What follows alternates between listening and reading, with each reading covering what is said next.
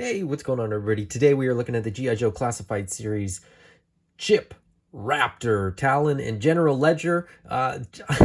General Ledger, I love that name. I think that's just a very fun play on, Raptor being an accountant in a previous life. Anyways, this is a lovely deluxe figure, and I'm very, very excited about this. Raptor is one of those figures that I think is beloved by some, but maligned by many.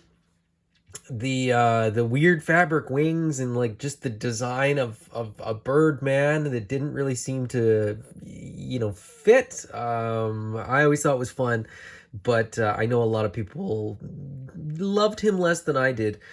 So I'm really, really happy to see that he's gotten this really cool modern update.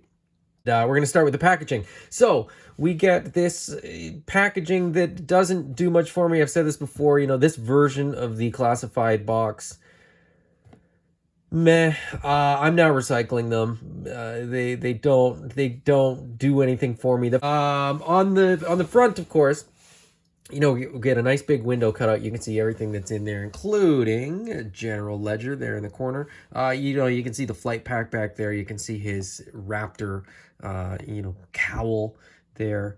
Some of his accessories. On the side, you get his specialization icons there and a QR code that takes you somewhere. I have yet to actually scan one of those QR codes. So there we get a nice big render of Raptor, full flight, with wing pack and his claws.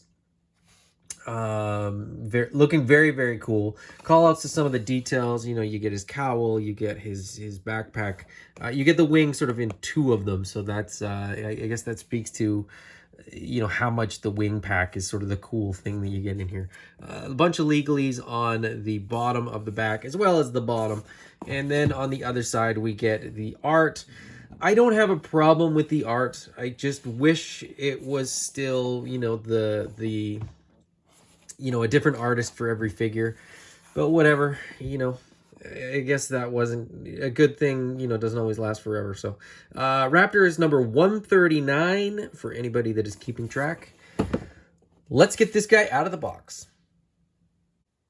All right, so here is Raptor out of the box, and first impressions, he's pretty good. I really dig the sculpt. I like the deco. I like the design overall of this figure.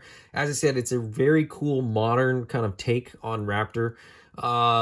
The execution I have some issues with, but design wise he's very, very cool. So I guess we'll start at the head and work to the toes. He's got this mask which has little highlights of silver on it. Kind of looks like it's almost feathered, or at least there's like feather detail there.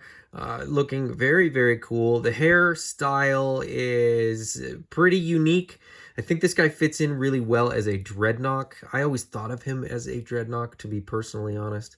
But the hair looks good. The sculpt on it is pretty fantastic. Because we're there as well, the sculpt on the feathered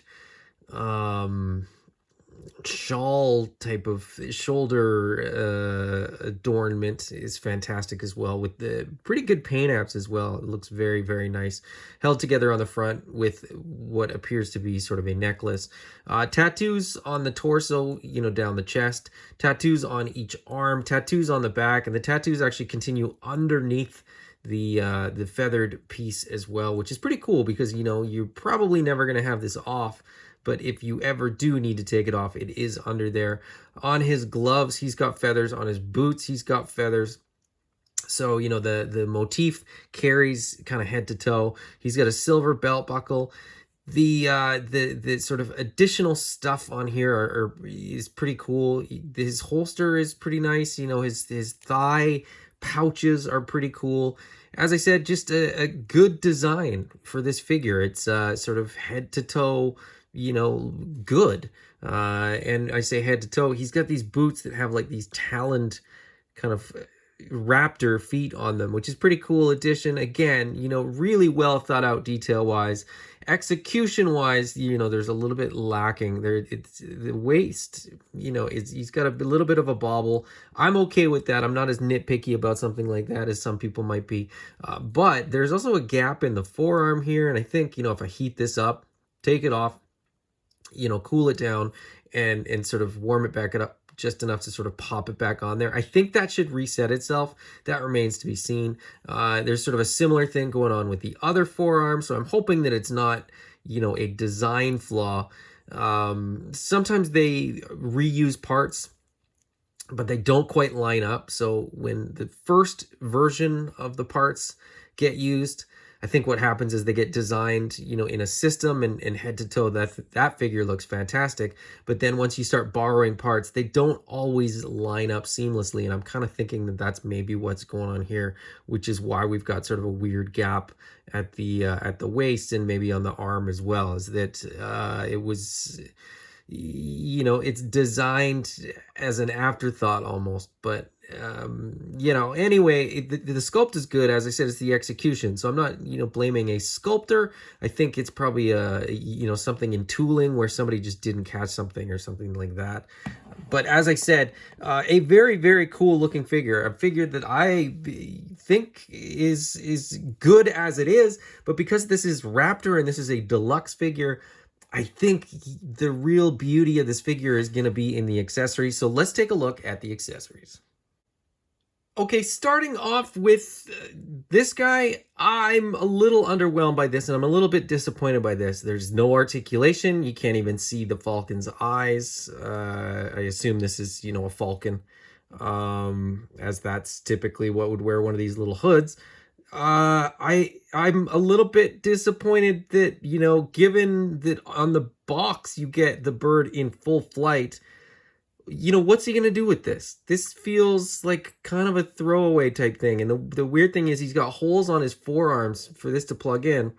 But, you're not going to have this guy standing around in an office pushing papers, right? This guy is going to be out in the air, flying around. So this seems like a little bit of a weird choice. I don't know why they did it this way rather than doing something at least with wings spread apart. I felt the same way about Polly that came with Shipwreck, but what are you gonna do? Next we get a little knife, a little blade. So it's black handle, painted blade. Looks fine. Nothing to write home about. That is gonna fit in one of the pouches on his thigh. And then in the gun holster, of course, you need a little pistol. So he's got this pistol, black again with some painted silver on the top there. So pretty nice. I mean, it's a little bit small, but again, he's Raptor. So let's get into sort of what makes Raptor Raptor. Starting with the claws.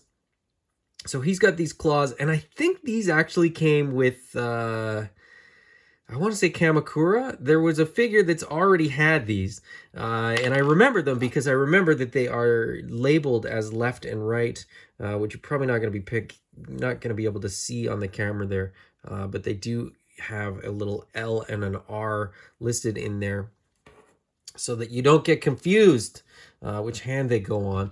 And then you get the hood. This looks beautiful. So again, very, very well sculpted, tons of detail. Every feather is kind of sculpted in there. The paint apps on this are fantastic. This is gonna look really, really great, on that head. It's a great head sculpt. It is kind of a shame to cover it up, but there you go. It's Raptor, so you do kind of want that, I think, or at least I do.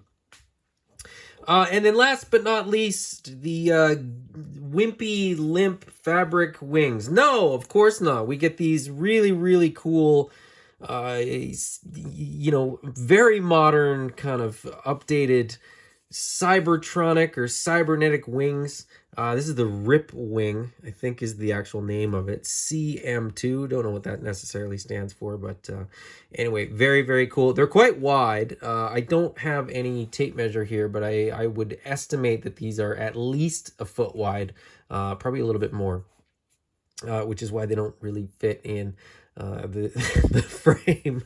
So I'm kind of going to go over one of the sides, and this is, just a mirror image of the other one. So we'll sort of start with the backpack here. There's plenty of paint apps and some cool ones too. You get like the thrusters and things like that.